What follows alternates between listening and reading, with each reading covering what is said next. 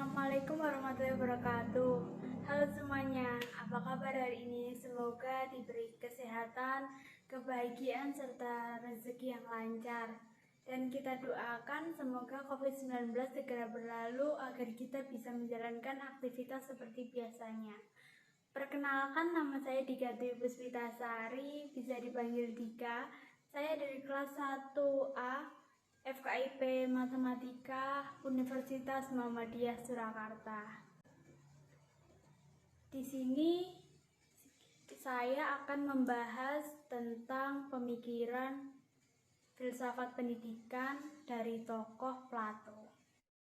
Plato adalah pengikut Socrates yang paling taat di antara para pengikutnya yang mempunyai pengaruh besar. Selain dikenal sebagai ahli pikir, Plato juga dikenal sebagai seorang sastrawan. Tulisannya sangat banyak dan juga menyerap ajaran-ajaran pendidikan dasar. Kemudian mengembangkan sistem filsafat sendiri secara lengkap, dan ia juga mendirikan sebuah akademik, suatu pusat studi. Plato lahir di Athena dengan nama asli Aristoteles. Ia belajar filsafat dari Socrates, Pythagoras, Heraclitus, dan Elia. Ajaran yang paling besar pengaruhnya adalah teori dari nama Ariston dan ibunya bernama Peritiwan. Pada usia 40 tahun, mengunjungi Italia dan Sisilah untuk belajar ajaran Pythagoras, dan sekembalinya ia mendirikan sekolah akademis. Ia mengajarkan secara baik dalam bidang ilmu, pengetahuan, dan filsafat. Sebagai titik tolak filsafat, ia juga coba menyelesaikan permasalahan lama yang benar yang berubah-ubah atas atau yang tetap, karena sebagai contoh terdapat banyak segitiga yang terbentuk berlain-lainan. Menurut pengetahuan indera atau pengetahuan pengalaman, tetapi dalam ide atau pikiran, bentuk segitiga tersebut hanya satu dan tetap menurut pengetahuan akal. Nomor 2, pemikiran Plato. Menurut Plato, ideal menganut prinsip yang mementingkan kebajikan-kebajikan.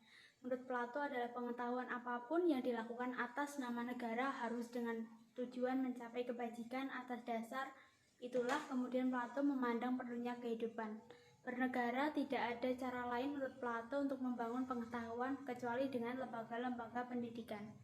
Inilah yang kemudian memotivasi Plato untuk mendirikan sekolah dan akademi pengetahuan. Plato menilai negara yang mengabaikan prinsip kebajikan jauh dari negara yang didambakan manusia. Negara ideal menurutnya adalah negara yang menjunjung tinggi kebajikan. Plato menggambarkan seorang filsuf adalah dokter. Plato beranggapan munculnya negara adalah akibat hubungan timbal balik dan rasa dibutuhkan manusia, juga dipengaruhi bakat dan kemampuan yang tidak sama, karena manusia memiliki bakat yang berbeda-beda. Negara ideal menurut Plato juga didasarkan pada prinsip-prinsip larangan atas kepemikiran pribadi, baik dalam bentuk uang atau harta benda, keluarga, anak, dan istri. Plato juga tidak memperkenalkan lembaga perkawinan yang seorang pun yang dapat mengklaim diri mereka istri hanya bisa menjadi hak kolektif. Hubungan seks yang dilakukan tidak boleh monogami melainkan poligami. Plato memiliki lembaga perkawinan telah mengekang bakat alami manusia dan membuat diskriminasi.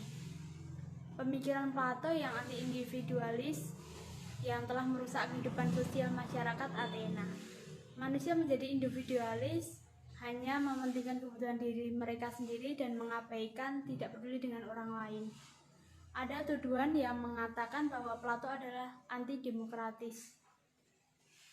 Argumentasi ini membenarkan tuduhan itu. Mengapa Plato menjadi anti-demokrasi? Pemikiran Plato tidak terlepas dalam konteks historis kehancuran Athena. Kehancuran ini menurut Plato bukan hanya kekalahan Athena dalam Perang kemenangan Sparta atas Athena menunjukkan prinsip-prinsip dari kenegaraan Athena yang demokratis inilah yang melahirkan karya-karya Plato dalam judul Republik. Dalam buku ini, Plato secara tegas menunjukkan simpati dan kekaguman pada sistem kenegaraan otoriter Sparta dan antipati pada demokrasi. Plato menuduh kehancuran Athena disebabkan akibat demokrasi yang lemah dan integrasi serta tidak stabil. Negara ideal menurut Plato adalah city-state. Negara yang tidak terlalu luas dan tidak terlalu kecil. Negara luas akan sulit untuk sementara negara kecil akan sulit dipertahankan karena akan mudah dikuasai. Nomor 3, penerapan tokoh. Sumbangan Plato bagi pemikiran dan praktek pendidikan dunia modern. A. Penggunaan diskusi sebagai bagian dalam metode ajar. B. Gagasan bahwa universitas merupakan titik tertinggi dari sistem pendidikan publik terutama untuk pengajar dan riset. C. Divisi sekolah atau kurikulum atas tingkatan-tingkatan yakni tingkatan dasar, tingkatan kedua, dan tingkatan lanjut. D. Sistem koedukasi. E. Kombinasi antara pendidikan fisik dan mental pada tingkat prariset. Dan kesimpulannya, hubungan pemikiran Plato dengan filsafat pendidikan yaitu Plato setuju bahwa filsafat pendidikan adalah filsafat dalam arti luas. Dalam bukunya Republik, Plato memberikan gambaran umum tentang tahap-tahap pencarian yang membentuk baik sebuah diskusi yang baik maupun sebuah pendidikan yang efektif. Sekian yang dapat saya sampaikan, kurang lebihnya saya mohon maaf. Wassalamualaikum warahmatullahi wabarakatuh.